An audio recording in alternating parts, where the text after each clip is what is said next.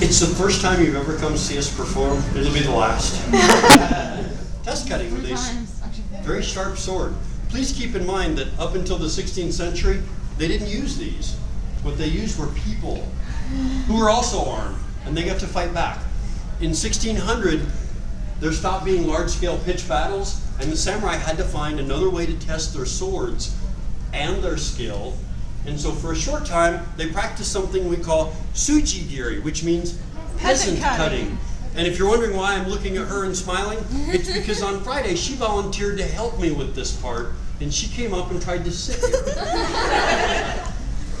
And Melinda had to stop her and take her back to her seat. You love your Alice heart. What the samurai settled on was this. This is rice straw. And for the last 450 years, samurai have used this material to test their blades with. Now they also cut bamboo, and if you're watching somebody who's less than a real samurai swordsman, they cut watermelon and oranges and grapefruit. Samurai sushi chef, yeah.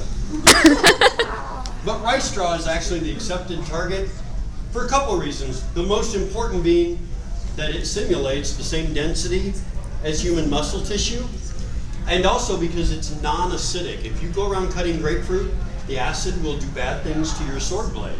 Remember that when you go buy that $500 sword from the vendor and go home and start hacking up grapefruit and whatever else your mom has in the fridge. Not all things are good for your sword, and vice versa.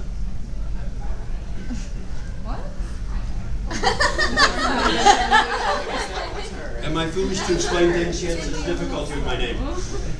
Downward cuts. They need a visual image. Michael, can you stand right in front of the mat? She would have done it. No. No, she'll actually get a date by the end of the con. Oh. I should cut, shouldn't I? You made our whole demonstration, by the way. Thank you. That'll be a cold comfort when you live in YouTube infamy for the next 30 years. But still, we love you. Not that one. Hey! Yeah, all joking aside, this is absolutely razor sharp and not the sort of thing you want to get in the way of. Wait, let me get... Stop! See, when I took this sword to Shields, it's a sporting goods store. Before my school was full-time, I had a little computer desk job in the corner, and I brought this to work because the knife and sword shop the manager was really cool, and he wanted to see my sword instead of just the stuff they carried. And he wanted to go, you know how you field you test a field knife by going, is that sharp? He went to do that, and I went, don't do that. And he's like, what? And I got one of the cashiers to give me a piece of the cash register paper, the receipt paper, and I held one end, it was a piece about that long, and held it and went, watch. And went like that, and cut it in half so it separated. And he went, that would have done bad things to my thumb, right? Not a manager for nothing.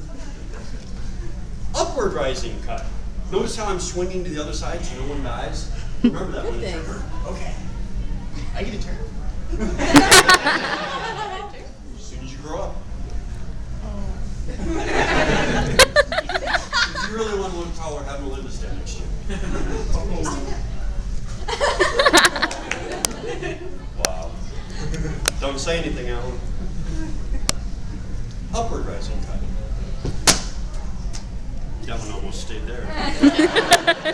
I did that in a demo once. Usually, they do it in the movies, and if your sword is actually a combat blade, it's got more of what they call a clamshell shape to it, so when you cut through, the mat falls off all the time. But if you get one of the test cutting only swords, they're really, really razor thin, and you can cut through a mat and it'll sit there. I did that in a show once. I stepped forward and boom! And stepped back, and the mat didn't fall. And I'm waiting for thunderous applause and flowers and money and undergarments. And